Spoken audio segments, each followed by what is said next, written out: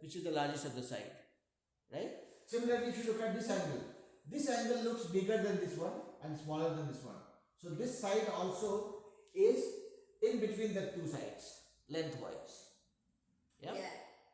So now if you go back to the equilateral triangle, what would you see? The angles, side according to the angles have some correlation. Here, Yeah. the three sides are same. So the sides will also be same. The angles will also be the same. Yeah, angles. Yeah. So that is why when you look at the isosceles triangle, look at this angle and this angle. They will be the same. Because Yeah. these two sides are same and these two angles are opposite to these sides. So they will be the same. Yeah. So if I ever give you a question to solve, saying okay, this is an isosceles triangle, I say this is 5 centimeter, this is 5 centimeter, and this is probably 4 centimeter. This angle is 40 degree, or let's say 70 degree. Find out other two angles. How will you find that out? So Think. okay. So since these two sides are both the same, so those two angles also has to be the same. So you got the answer immediately. As Yeah. soon as you saw the two sides are same, you did not have to do any smart move. You just match the angles. Okay. You Yeah. got two angles. Now, if you got two angles, what is the value of the third angle? 70 plus 70, then minus the sum from 180. So 140, 180, 40. Yeah. So this is a not so difficult concept, but Yeah. everything is originating from the fact that are we knowing the properties? Are we knowing the properties of the shapes well? Correct? Yeah, of course. So if you know the property of isosceles triangle and somebody just throws a question at you saying okay fine, without giving you any clue, somebody just draws and gives you a question like this, saying this is 6 centimeter, this is 6 centimeter, or let me trick you a little bit, saying this is 6 centimeter and this is 8 centimeter and this is 6 centimeter.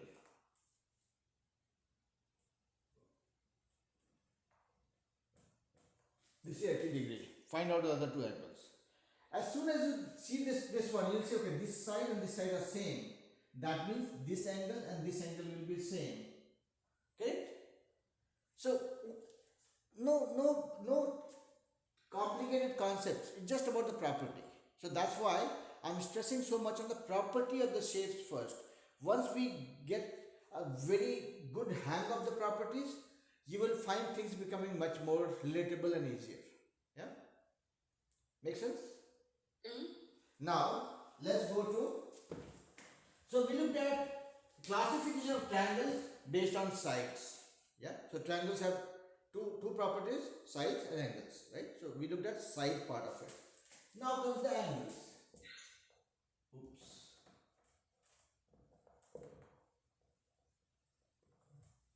Based on angle also you can classify the triangles. I think you know it already.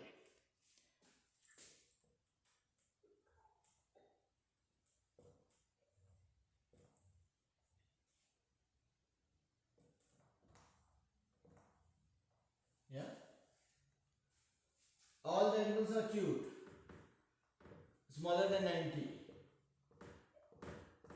All the three angles are Acute. acute angle. Yeah, less than 90. It's less than 90. So this is acute angle triangle.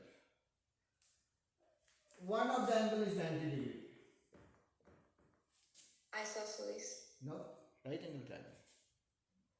One of the angle is 90 degree. So we are talking based on the angles. Okay. Yeah? So But yeah. it could be isosceles, right? It could be. But I mean, it could be if this angle is also 45 degree and this is 45 degree, if that is the case. But I'm not saying so, right? I've not said that. I'm saying that this is my floor, this is my wall, 90 degree. Yeah, right angle triangle. It's a right angle triangle. So right now we are doing the classification based on angles. So acute angle triangle, right angle triangle, and Obtuse angle triangle. obtuse angle triangle. Nothing, no new concept. This is just a naming convention that we are just getting used to. Okay. Now, can a right angle triangle be isosceles triangle? Yes, it can be. If these two sides, if the triangle is like this, where this is 90 degree, and this side and this side are same, it can be isosceles triangle as well. Yeah. Yeah. Similarly, you look at acute angle triangle. This is nothing but it could be an equilateral triangle as well. It can be an equilateral triangle. Yeah. If all three angles are 60 degree, meaning all the angles are less than 90 degree, so that's an acute angle triangle, and this is an equilateral triangle also.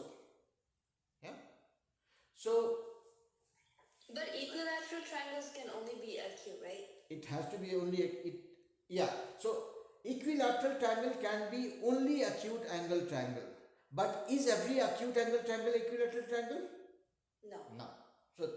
So acute angle, I mean, if you want to look at it like a parent-child relationship, this could be a parent. Acute angle triangle is a larger group. Within that group, there could be one child, which is an equilateral triangle also. Yeah. Complicated? Easy? No? Easy. Okay. So far we are only looking at the properties. Yeah. And this triangle is the mother of one complete subject called trigonometry. Oh. So the entire trigonometry revolves around this triangle, okay? So don't take this guy easy, okay? Yeah.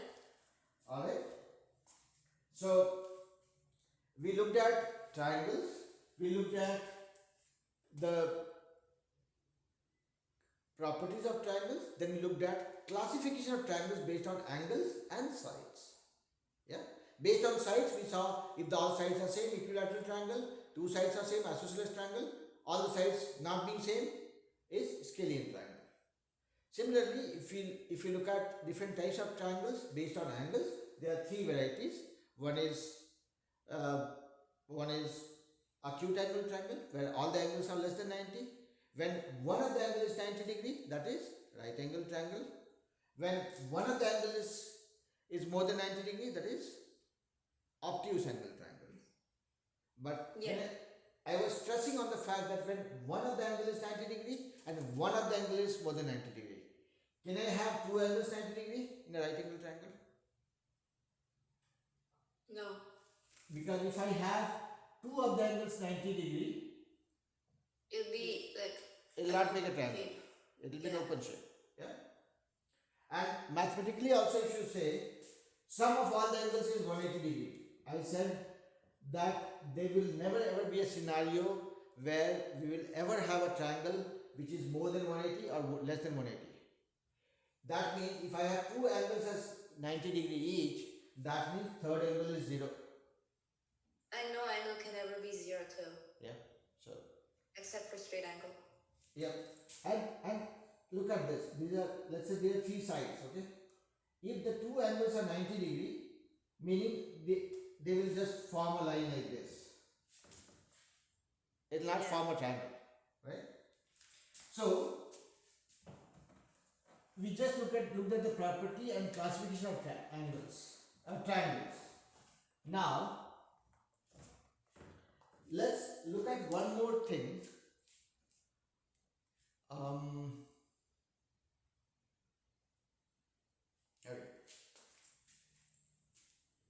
If you talk about any shape,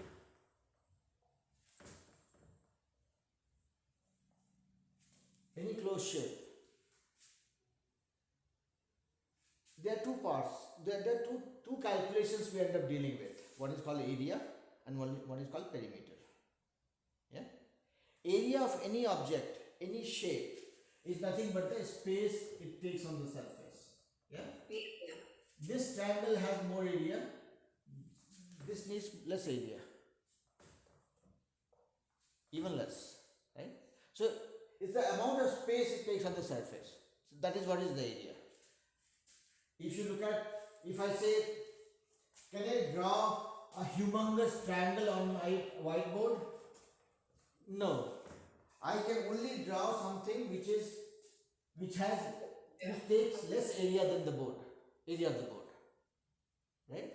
My board has only this much area. I can only draw things which can be accommodated in this area. That's it.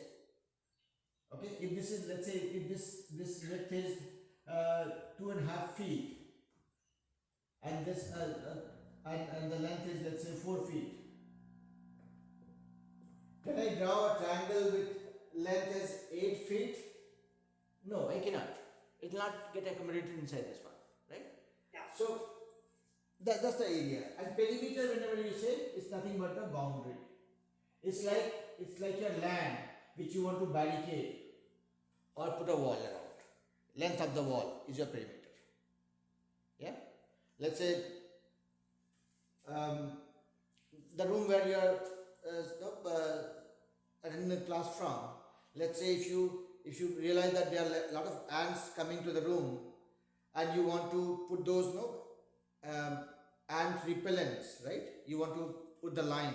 There's a white colored thing, right? That comes, which you can draw on the floor so that the ants don't cross that. So it's like, okay, let me not complicate it. I'm saying this is your room. Length of the boundary is nothing but the perimeter. Yeah? Yeah. If you want to put a string around the corner, the length of the string from here to here to here, that will be a perimeter. Any shape.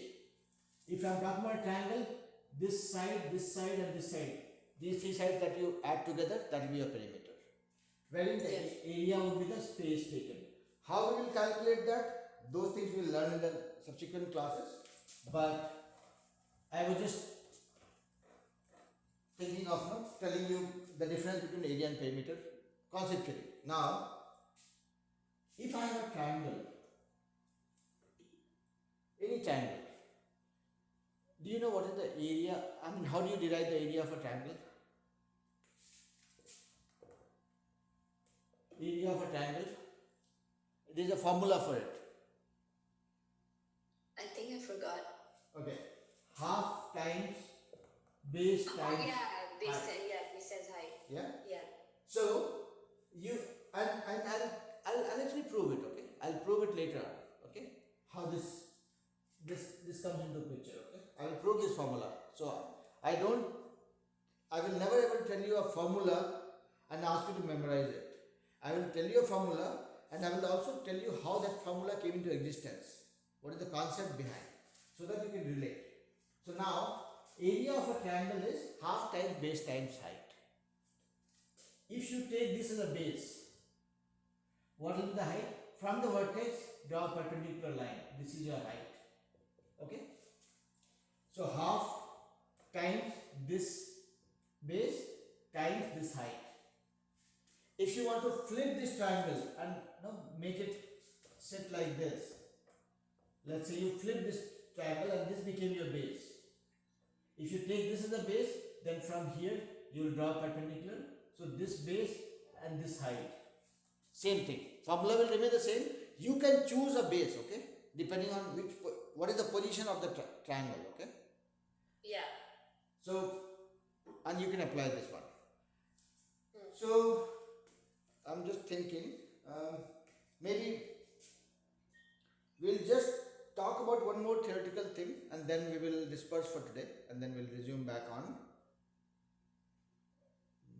Tuesday. I mean, we'll anyway do a class on Saturday and Sunday, but for you, the geometry class, we'll do it again on Tuesday and following that. No, not Tuesday. What did we agree for? Check with mommy. See what you remember. Okay, I probably forgot.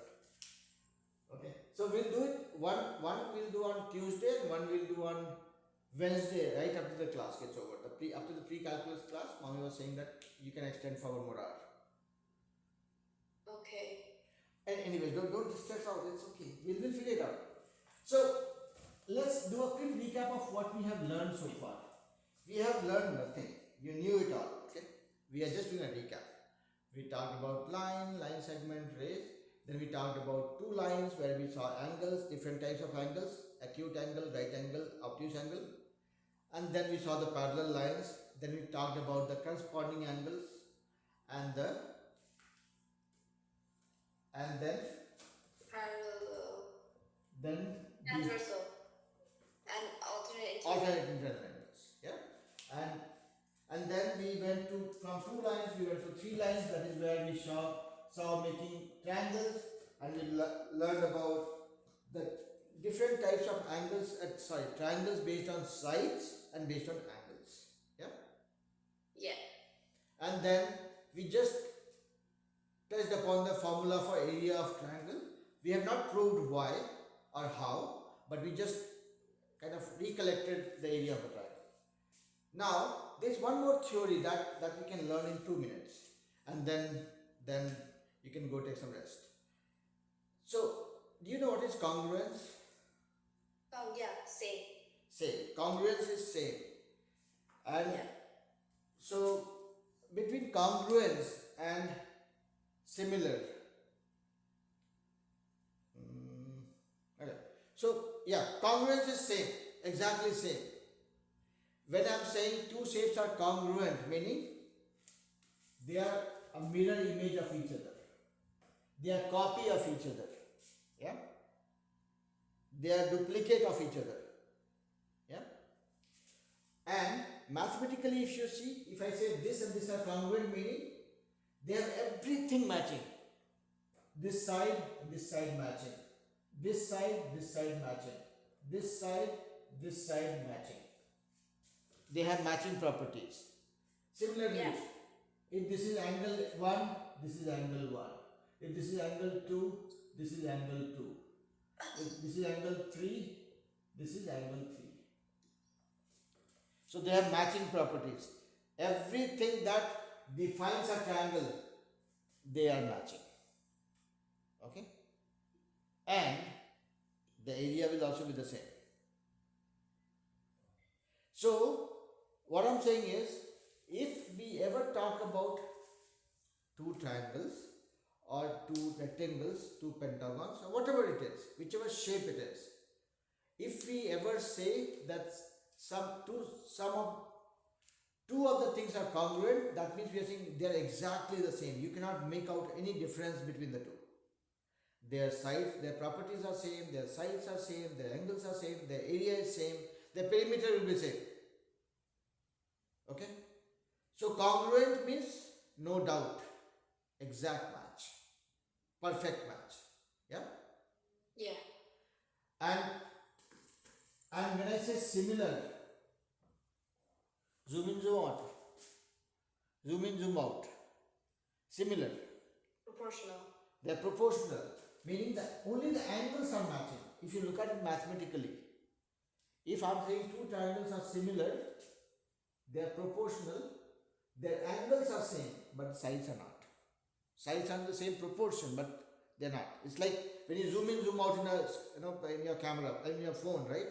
When you zoom in a picture, it becomes bigger, but the angles will remain the same, right? If you open Google and open a triangle in a search for a picture of a triangle in Google, and then you zoom in, zoom out, you will see the shape remains same. It just becomes smaller or bigger, but the angles will not change. Angles will not change, only the sides will change. Okay. So basic difference between congruence and similarity is congruence has every property matching. In case of congruence, only angles are matching. That's it. Yeah. Enough for today. Okay. Yeah.